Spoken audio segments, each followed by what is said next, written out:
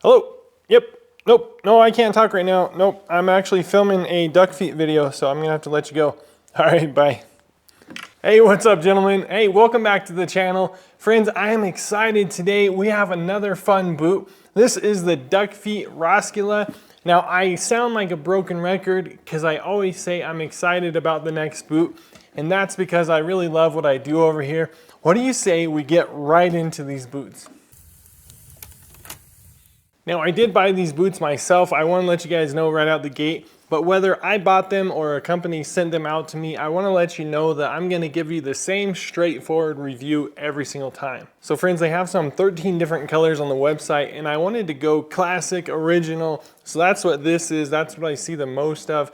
This is their cocoa color with their red goring. Of course, that's gonna hint to the Danish makers there, but be sure to click over to the website and see the other colors they offer. There are some really good ones.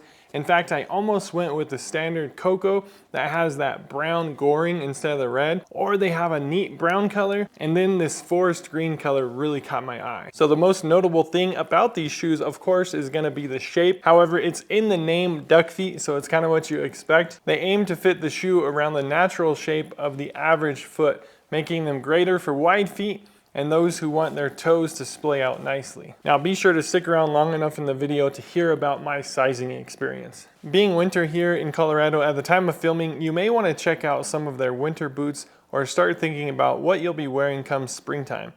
At any rate, there are other lace-up style boots as well as wool line options that have that Duckfeet shape. Now in terms of leather, they pretty much use this Terracare leather across the board. This is a German leather from the Heidenleder tannery. Click over to the Terracare website from the Duckfeet website to learn more. Some of the main takeaways are their care for the environment, which shows through in their lower water consumption, recycling rates, and tanning process that emphasizes renewable energy. Terracare leather comes in three forms. Their standard Terracare chrome tanning that does not use chromium-3 salts. Then they have their Terracare Zero, which is free of chrome. And lastly, the veg tan leather, which Duckfeet uses in these boots. Oh, and in terms of the name Roskilde, of course I'm probably butchering that a little bit. That name comes from one of the oldest cities in Denmark with a university, a cathedral, and is home to a week-long music festival that brings in over 100,000 people. Now the stitching on these boots is, as they say, bold and multi-gauged. I'm not sure if I remember seeing that on any other pair of boots I own. You'll note that there is a finer thread with a close pattern side by side with a thicker thread with a wide pattern.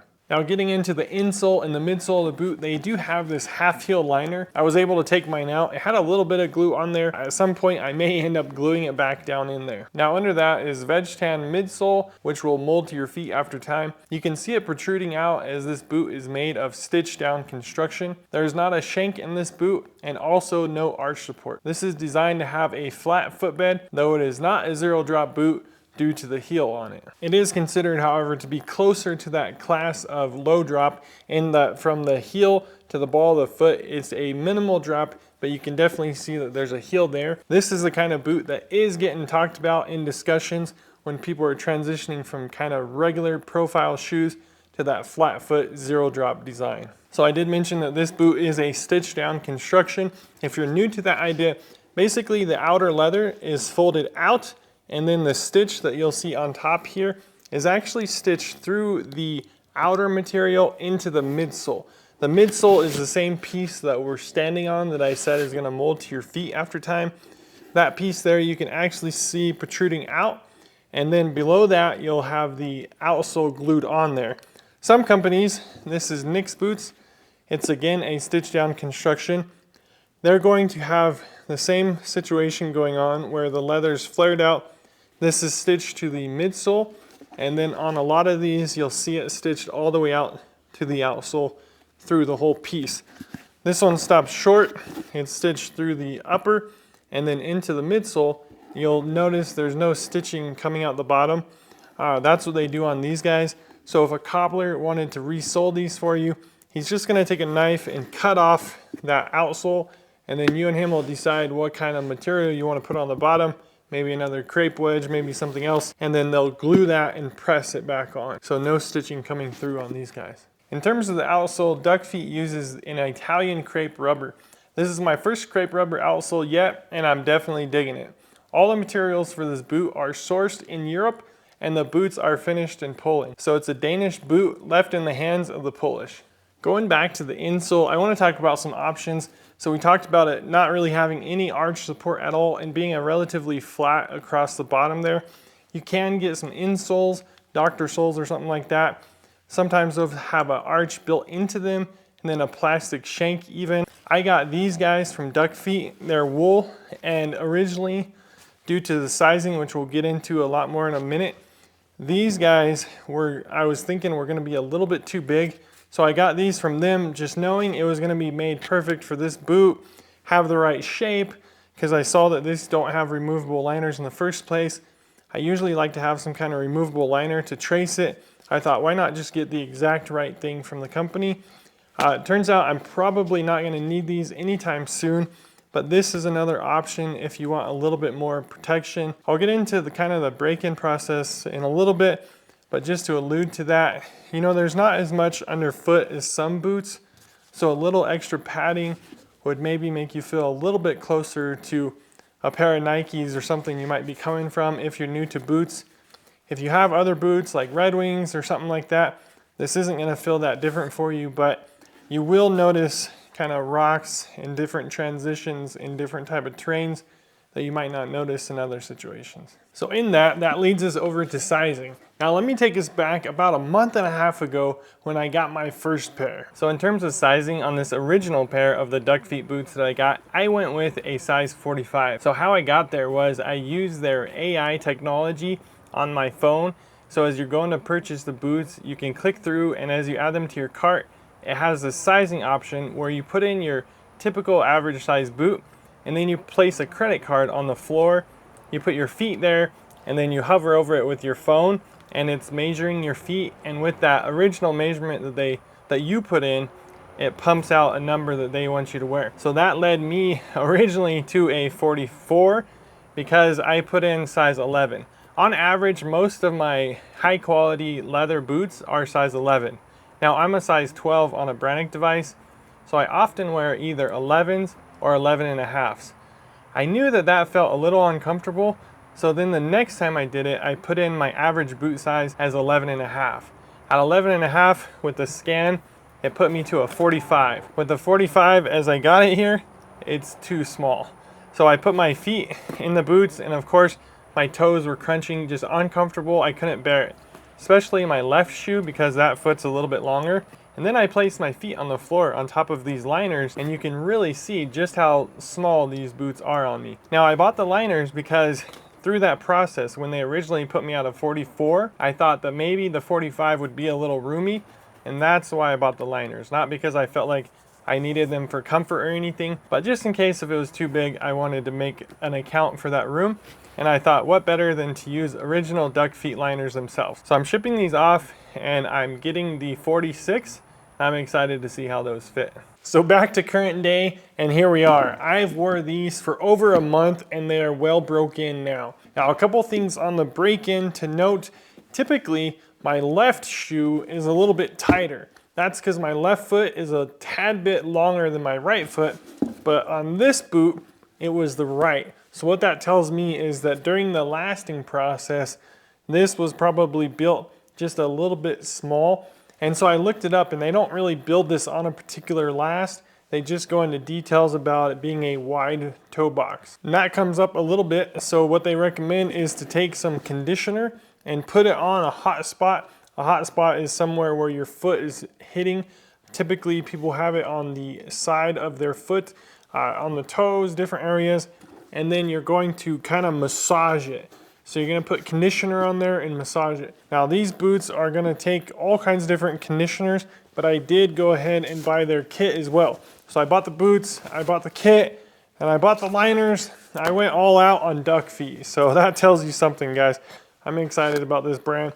I went ahead and got their conditioner. You can use boot oil, whatever you have. You don't have to go too crazy. Just get something on there. The way I understand this leather, it's gonna take to a lot of different things. Now it's a veg tan leather. There are specific veg tan conditioners out there, but a lot of them check the label, check back all my videos. I've done conditioner videos on so many different topics right now. If you have any questions, let me know in the comment section, but get yourself some conditioner on there, massage it, and that's gonna help with some of those hot spots. Again, I have these things completely broken in.